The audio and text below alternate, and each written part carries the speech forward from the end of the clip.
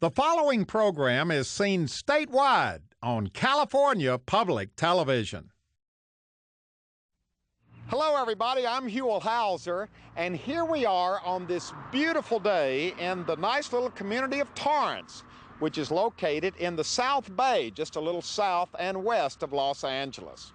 Now, we have come to this beautiful and unique place to spend the day, and we're starting off our adventure right here in front of the Madrona Marsh Nature Center. This nature center has just opened up, and everybody in Torrance is very proud of it. Actually, we're not going to be spending much time here.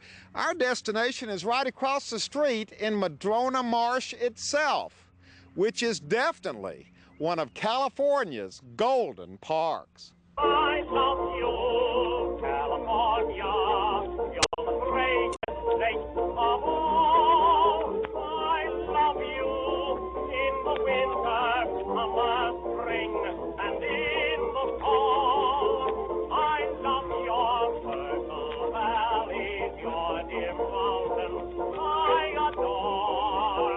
I love. We're coming into Madrona Marsh itself, and we're coming upon three hard-working volunteers over here. Tracy? Yes. That is you, isn't it? That is I. Introduce yourself to everybody. I'm Tracy Drake. I'm the manager naturalist here at Madrona Marsh Nature Center and Preserve. The manager naturalist. Now, Yes. first you need to tell us, because we've kind of talked about it just a minute across the street, standing in front of this beautiful new nature center. What is the Madrona Marsh? It is a really special place that has a wetlands with other habitats that together make a preserve where animals and birds can come here to survive and thrive in a native habitat. Now, how many acres are we talking about? We're about 43 acres. And what's interesting about it is we're not out in the country somewhere. We're right in the middle of downtown Torrance, California. We're in the heart of it. There is a mall across the street, one of the largest malls in the country, and the traffic along Sepulveda is just all the time going. But when you're in here, you're literally in another world. Look at this. You're in another world, and I'm out here every day, and every day I get in there and I completely forget that I'm in the middle of the city. All right, now before we start our tour of the marsh, we need to meet two very special people. Shirley, you and your sidekick over here, come on over here. Don't be weeding all day. Introduce yourself to everybody. Well, I'm Shirley Turner, and I've been a volunteer here since the very beginning, and so has Jane. Now, Jane, you all are members of the Friends of Madrona Marsh. How did all of that get started?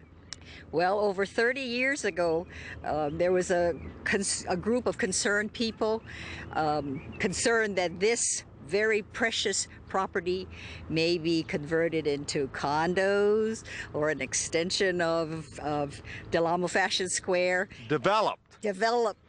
And we wanted this saved, preserved. Now, originally, there were oil companies that owned all of this land, and the story was, wasn't it, that when they got through with it, it was kind of up for grabs, so it could have either become what it is today, or it could have been totally developed. Yes. Shirley, you and some of your compadres hit the warpath, didn't you? Yes, we did, and you know, I just remembered that Dan Walker, our mayor, just recently told me I hadn't thanked him for getting the oil wells that you will see later removed totally, and we are very pleased at having that done. But in those early days, didn't you have like a petition campaign? Oh, yes. You were marching on City Hall, you were picketing the, I don't know what all you were doing. Yes, we were. Yes, we All were. of the above. Boy, they were really hitting the streets Yes. back 30 years ago, but it worked. It worked. And this is a civic responsibility, so the citizens of Torrance had their say. And even today, it's this interesting relationship between the city and the Friends. It is. It's a wonderful relationship in which we work together cooperatively to run programs, to invite people here to do restoration, and to just enjoy the preserve. Is it? Now, it's a preserve. It's not a city park. It's not a state park. It's not a national park. Right. It's a preserve. Yes, it is absolutely a preserve. We want it to be a safe place for the plants and animals here to have a place to survive and thrive. Well, now we're getting ready to take a tour. Yes. You're not going to come with us because you're worn out from all that picketing and marching that you did starting 30 years ago. Are you happy with the way things turned out, Shirley? Oh, yes, I am. I enjoy being here every day, an hour I possibly can. It is just a wonderful place to retire into and pull the weeds and enjoy all the birds and the people and the children that come by and see this preserve. So it was worth the effort. It was very, very worth the effort. Okay, yes. Tracy and Jane and I are going to take the tour. What were you going to say, I'd Tracy? like to add something here. Shirley's pretty humble, but as you look around out here and as you start to see the native plants when we take our walk, nearly every plant that has been put out here was started or taken care of or planted by a group of hers. She started it. Nearly everything you saw, she put in. That she put in.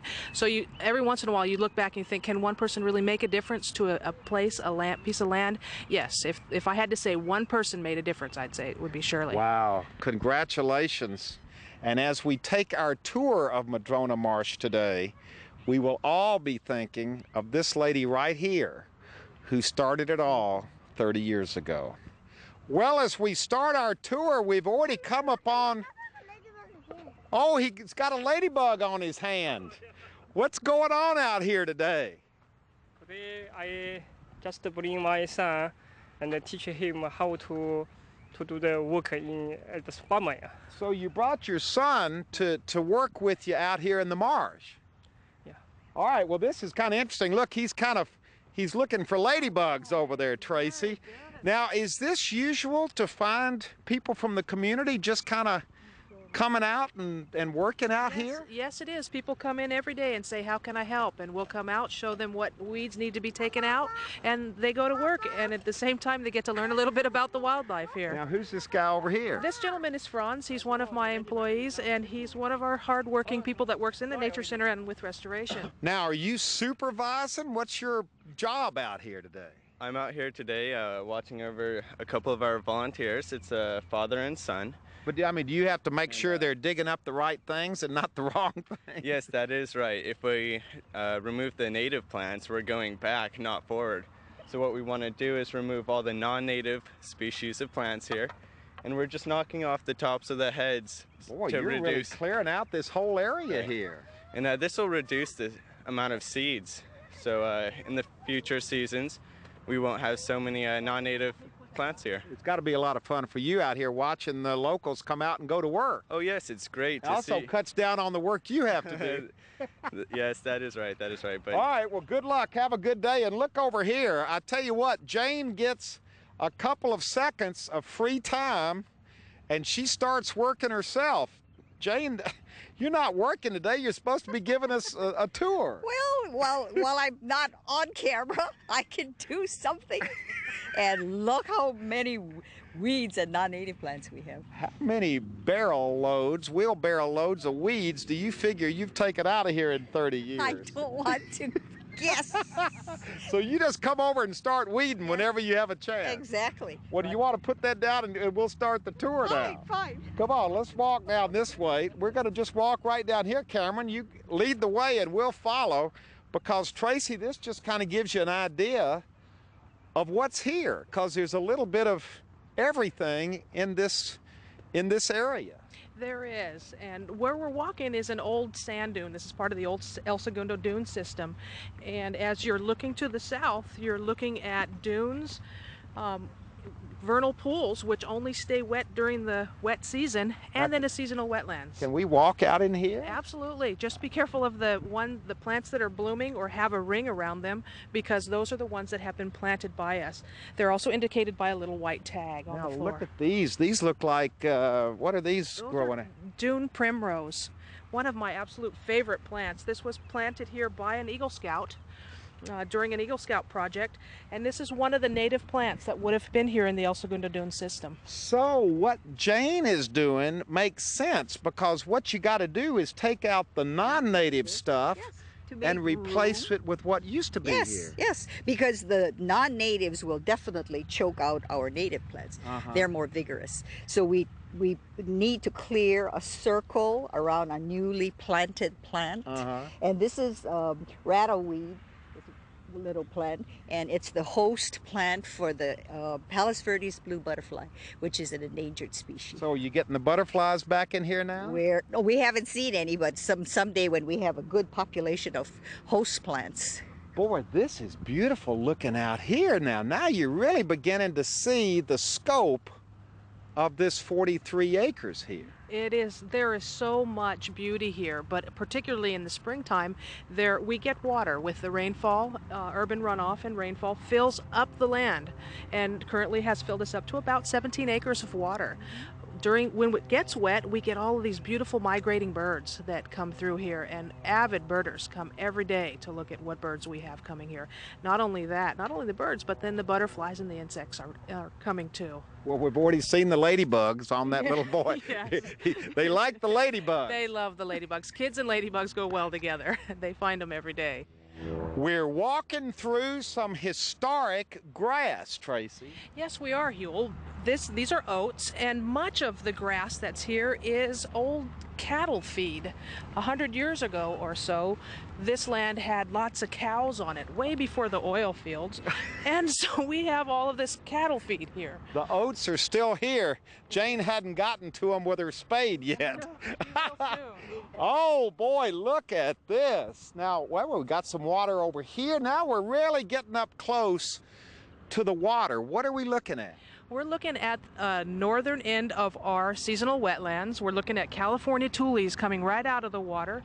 We're looking at little mule fat plants that are popping out that are out of the water, and the amount of water we've received from this last rain. Now, I thought this was a marsh, not a wetland. Well, marsh is kind of a little bit misnomer. It's really a seasonal wetlands, or a seasonal wetlands, or a vernal marsh, vernal pools. It's hard to explain exactly what this is, but if you had to look at it scientifically, what we have are vernal pools and seasonal wetlands. Now, is this all natural out here that we're looking at? This is all natural, Huell.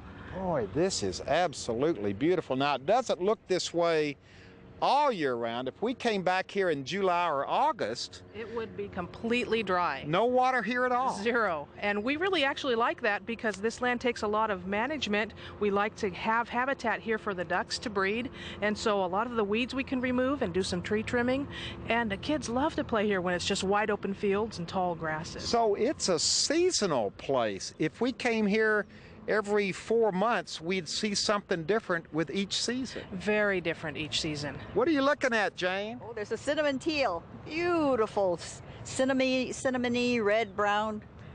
So when you're out here, you're always looking for birds. Yes, mainly waterfowl, but other hummingbirds. There's a killdeer, a beautiful tiny bird on one of these little islands. I think they're nesting or trying to nest. Well, you can probably see them better than we can with our camera. You're zooming in with those things. Yes, right. But oh, the cinnamon teal is just beautiful, and it seems to prefer this northern end of the marsh. It does. We're walking down the path. We've got water on one side and this beautiful green field on the other. We're on the path, and Tracy, you don't want us to do that, do you? No, Huell, I don't. There is so much to explore here at Madrona Marsh Preserve that almost everything you can explore off the path. So we encourage our visitors to walk anywhere they want to go and explore every aspect of the preserve. So you encourage visitors to get off the path. We sure do, and many visitors stare us blankly in the face and say, "Are you sure?" We're relatively sure. All right, now we're coming to another part of the history of this land, and this is the part of the history that's not necessarily real good, is it? No, well, no, it isn't. It has been very good for the community, I am sure, but it's not good for the preserve. This is Celt Oil. It is their last remaining oil well here in the city. And as you can see, Huell, the oil wells are gone. They are actually pulling out, and they're going to remove every aspect of their operation all the way down into the soil, and we will get this acre of land. This last acre that's been left. Yes, this is the last acre, and we're so excited to have that now. So at one point, all of this was covered with oil wells. It sure was. It was all oil wells. Where we were standing earlier on the berm was actually a tank farm. And when you look at an aerial photograph, you can see the outline of the tank farm. Isn't it amazing how quickly nature can return if you give it a chance and take out all of this stuff? Yes, it just needs time, and by providing confining the oil pump business in one area, the rest is slowly recovering. And it'll just be a couple of years when all of this is gone. This area inside the fence is going to look like this area outside the fence. It will. As they remove the soil, all of the spoils of their operation, there are certain plants. There's toadrush that you see just on coming out of the water that is an indicator that there was wetlands there at one time. When they scoop all of that off, all of that toadrush starts to rise up out of the ground and it becomes wetlands again. It's really incredible. We're really anxious to see this metamorphosis of this land become the preserve again. What are you all doing out here? Good. We're first time came here. First time? Yes. How did you hear about it? We saw on the Torrance season the schedule. You know, that went out to every residence. We found it interesting to educate our kids. Ah, so you just brought her out here to see nature. Right. Well, what do you think about the place? Yeah, I think it's a great place. You know, inside this city. You know, especially within the crowded city, it gives us the, you know, a feel of nature, how it's like. Now, Tracy, is he allowed to maybe pick a flower for his daughter? Can she pick something, or is that off limits? Well, we would have to teach him what is being restored and what isn't being restored. So we would prefer people don't pick flowers. But there's something else. Sweetie, there are frogs on this land, and she can pick up the frogs and play with them, and so long as she puts them back. They're little tiny frogs. Do you like frogs? You know what? There's little baby frogs on this land, and you can pick them up and play with them and then put them back. Do you want me to tell you where they are? They're right on the edge of the water up there. I played with one today. Wow, that's a nice trade-off. She doesn't get the flowers, but she gets frogs. Any kid would like that trade-off. Right. Look at her going. Go find us a frog, sweetie. Keep going. Daddy will be right behind you. Huell, I've got something really interesting to show you here. You see this shiny sheen on top of the water? That's oil. And the oil that was here when the oil companies would spill oil on the land, they would just leave it, and slowly it rises up to the surface and ends up in the water. But what's really amazing about it is the land survives anyway. If you look just a little away from us, that grass that's popping out of the water, that's toadrush. It's doing what we call bioremediation. The plants clean the soil, actually. And that's one of the purposes of marshes and wetlands, is to clean the water, clean the surface, the soil, and become healthy again. And that's happening right in front of us. Was there is there still a lot of oil down here? Was this a rich oil field? It was a very large oil field, ran all the way from Long Beach to Redondo Beach. And it's just this huge reservoir of oil underneath the land. This was such a large area that those wells, which there were 7 of them, they pumped between 1 and 25 barrels a day. They were actually 650 feet underneath the ground. Wow. They were way down there. When we were watching them pull out the pipes, we were watching them do a little bit of their work. They pull the pipes out and then they put drilling muds right back into the hole again and concrete and cap them off. There's still oil down there. There's oils down there, and we actually get bubble ups. I mean, there was oil here before they were drilling for oil, and there's little places on the land where you just see this little mushroom of oil coming right out of the land. Okay, we've come upon 3 people walking through the marsh. Are you all visitors? Are you workers? Are you staff? We are a combination of the above. Huell, you must be Huell Hauser. Who else would be How are that you friendly? doing? Tell us what's going on here. Well, we're just going, this is the remnants of what started off as a much larger group. Some of them have gone on their own way. My name is Bill Arrowsmith, and I'm a volunteer docent here at the marsh. And these 2 ladies, who can identify themselves, are students in the area, and they were part of the walk I led earlier this morning, and my goodness, it started about 2.5 hours ago. So you wore the rest of them out, but you all are hardcore. What have you seen, and why did you go on the tour? Well, I came here actually because of my geography class.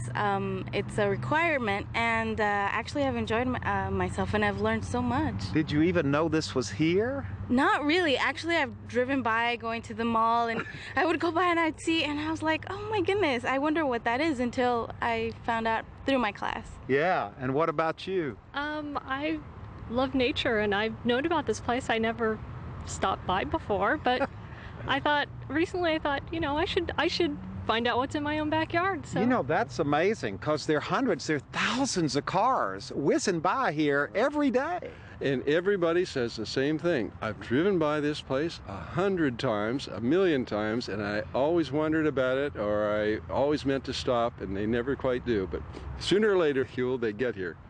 And you catch them when they do. Now, what do you hope they leave here with when you get through with them this morning? Well, lots of things, but just an appreciation for how valuable areas like this are in the Southland. You know, as I'm sure Tracy's told you, it was once covered with areas like our whole Southland was covered with little pocket marshes like this, and we find out that the plants and animals that have adapted to this, how important they are, and we wouldn't even have known about them if we hadn't saved areas like this.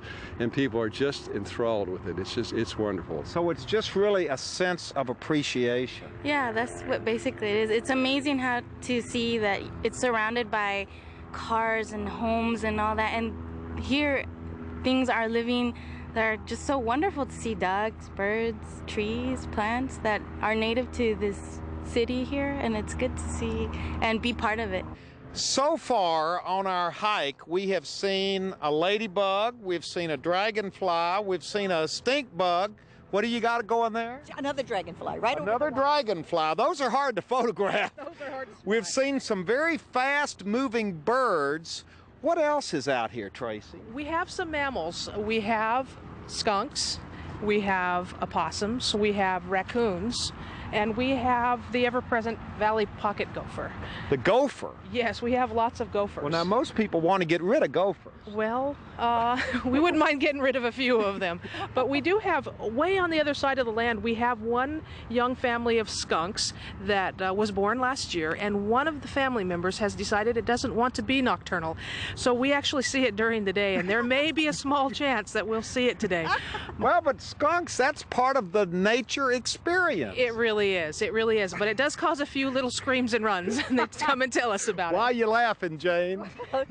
You don't want to be near a skunk. But you've probably seen everything out here over 30 years, haven't you? Yes, exactly. Which is very exciting. And I'm really sad that we don't see the red fox anymore. There used to be a fox here? There used to be foxes here, but they're not the red foxes are not native to the area. And while they're fun to see, and we did have one last year that went through and picked off a heron, we saw the footprints and we saw the heron. It actually killed it one night and dragged it off the next. But the red fox isn't that great here. While it does control gophers, it ate up all of our lizards and all of our toads and all of our, other little things that it was trying to eat. So it's all part of the chain, isn't it? Right. So being non-native, we're not too upset it's not here, but we're excited when it is. Look out here. Now are these ducks? Those are ducks, and they are cinnamon teal, taking a little bit of a rest under Are they here? Well, they can't be here year-round because the water's not here year-round. It certainly isn't. They migrate all the way along the Pacific Flyway from about South America up into Alaska. So and this is just a stopping off point for these ducks right here. Yes, it sure is. A wonderful stopping off point for them to rest and get some food and re-energize themselves. We tell the children when they come out on walks, we tell the children, school children, when they come out on walks, when you and your family go on a long trip, don't you have to stop and go to the bathroom and have something to eat? Well, this is part of the flyway, and these birds need to stop and need to rest and maybe go to the bathroom too. And that's why the Madrona Marsh is so important. It's part of the Pacific Flyway. Where would these birds land if this was all built over? Now they're the condos, and that's what would have been in this whole area if the Friends of Madrona Marsh hadn't been established. That is so true, and it would have just been packed. Maybe there would have been a little 10-acre wetlands over there, but currently we have our 43 acres, and people walk through here, they tour, they see the birds, they see the trees, they see the plants. But what's really incredible is when you actually look at the water. If you sit at the edge of the water, stand and look at the water for just a few seconds, you start to see all of this incredible life going through here. There's Daphnia and protozoa and several different species of ostracods and diving beetles and scavenger beetles all through here. Dragonfly larvae. It's just incredible. And they're eating up all of the different material that's decaying in the water, and they are making soil, Huell. This is the whole purpose of vernal wetlands, marshes, is to make soil. Boy, these are little, though. You'd have to really know what you were looking for. You really would, and that's one of the really great things. When you go out with a docent, you get to stop and know what you're looking for. Look at that little guy that's right there, that little water worm. It's right in here. He just popped into there. Boy, you've got good eyes. See him right there? and I mean, there was this large beetle that's scooting around in there. And see, that's the whole point, is that when you come out here, you don't just look at the big picture, you get down and look at the little things as well. There's something exciting in every single square inch. You can stop and sit anywhere and discover a whole world right before your eyes. Well, we're ending up doing something you don't normally get to do when you come here. We're out on the water in a canoe. Jane and Tracy have brought this thing out for us, and I've talked them into doing all the paddling. We're out here on this wonderful, wonderful marsh right in the middle of Torrance, 43 acres, and it all started 30 years ago with a hardy band of local citizens who banded together and got the community galvanized and organized and decided to save this wonderful piece of land. Save it not only for today's generation, but for future generations as well. This bit of land, this little bit of water, 43 acres, is indeed one of California's golden parks. And it's here for all Californians to enjoy. Goodbye, everybody. I hope you've had as much fun as we have right here in the middle of downtown Torrance, believe it or not.